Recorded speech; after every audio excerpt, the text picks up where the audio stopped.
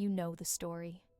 A young girl, forced to sleep among cinders, cruel stepsisters who mock and maim, a glass slipper that proves her worth, a magical helper who changes her fate, and a single stroke of midnight that restores her from ash to royalty. But the neat, glittering version you grew up with is a veneer. The tales you know were rewritten, softened and sold. Peel back the tool and sugar, and you find a map of real violence, servitude, maiming, poison, and legal systems designed to trap women. What Disney calls magic, history often calls policy, custom, and crime. Picture Naples in 1634. Giambattista Basile publishes his Pentamerone, its candlelight smelling of tallow and lemon oil, ink blotting on the page. His Cenerentola is raw, a seed version of what will become Cinderella. Fast forward to Paris, 1697. Charles Perrault sits at a small desk, quill scraping, publishing Cendrillon in Tales of Mother Goose. Perrault's edition popularizes the glass slipper and the fairy godmother, choices that sanitize older, cruder motifs. Then Germany, 1812, Jacob and Wilhelm Grimm release Kinder and Hausmärchen. In the 1812 and later 1857 editions, they print Aschenputtel, a version that still contains birds pecking out eyes and stepsisters cutting off toes. Those specific dates, Basile, 1634, Perrault, 1697, Grimm, 1812 and 1857, are the breadcrumb trail. The tale evolves, and during that evolution, it sheds uncomfortable truths in favor of romance. Start with the hearth.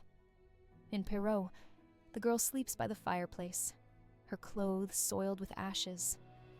Children see an image of humility. Historians see a reality: domestic servitude.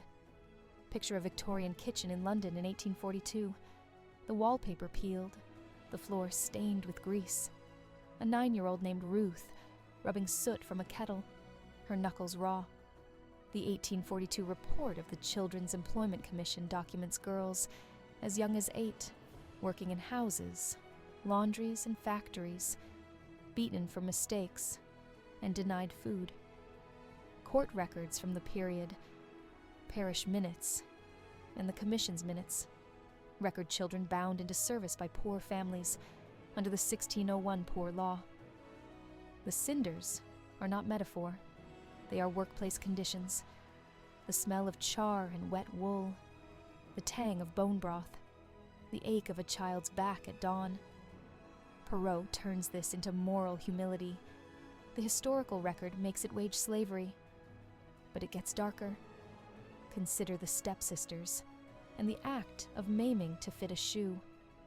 In Grimm's 1812 tale, the older sisters cut off parts of their feet to deceive the prince, and birds tear out their eyes as punishment. Children read this as cruelty comic-booked for tension. Traders and marriage markets of the 18th and 19th centuries read it as literal competition for dowry and status. Picture a marriage market in a German town in 1760, a hall heavy with smoke, women jostling, the metallic clink of coins. In cultures across Eurasia, women's bodies are the currency. Foot-binding in China, a practice recorded for centuries and finally outlawed by the Republic in 1912, is an extreme, documented example of shoe culture becoming bodily harm for social mobility. The claws of the birds in Grimm are grotesque allegory, but they map directly onto documented customs, where bodies were altered to meet marital demands. When the tale depicts maiming, it is echoing a market that rewards physical conformity and punishes deviation. And then there is the slipper itself, fragile glass, a forensic clue. In the 19th century, domestic spaces become battlegrounds of quiet violence, and the most common weapon is poison. Reconstruct a Glasgow parlor in May 1857. Lace curtains, the mute clock ticking loud, a cup of tea with a metallic tang. Court transcripts from the High Court of Justiciary record the trial of Madeline Smith in 1857, accused of arsenic poisoning. The evidence is forensic, contested, and the verdict, not proven, on 23rd of May 1857, leaves a stain of ambiguity. Across the Channel, the French trial of Marie Lafarge in 1840 similarly obsessionalizes a domestic poisoning case. Newspaper reports and court minutes from 1840 to 1841 describe the meticulous chemical tests that singled out arsenic. In Liverpool, Florence Maybrick faces trial in 1889. Court records filled with testimony about tainted meals and cream cakes. These are not myths. They are newspaper pages, witness lists, and autopsy results. The small shoe that proves identity in the fairy tale is the same culture that turns a woman's kitchen into a crime scene and her teacup into evidence. The fairy godmother is the most delicate whitewash. Perrault removes the hard edges by introducing an external, benevolent helper, a figure who transforms and absolves. But historically, the helpers are institutions, patrons, matchmakers, patronage networks, and legal codes that shape choices. Consider Lord Hardwicke's Marriage Act of 1753 in England. Passed to control clandestine marriages, it reshapes who can marry and how property flows. The Act's text, passed in 1753, creates legal hurdles and formalities that often favor property-owning men and their families. Read the statute, and you see the scaffolding behind every marriage market. These are not benevolent fairies. They are clubs, registries, and lawyers who channel women's options into narrow, enforceable paths. The fairy godmother's magic obscures a bureaucracy. Here's what's truly horrifying. None of these elements are incidental. The hearth, the maiming, the slipper, the clock. They are maps of structural practices. Basile, Perrault, and the Grimms codify human patterns. Child labor and servitude, 1634, 1697, 1812. Bodily alteration and competitive marriage markets, 18th and the 19th centuries. Foot-binding ban, 1912. Domestic poisoning recorded in European courts. Marie Lafarge, 1840. Madeline Smith, 1857.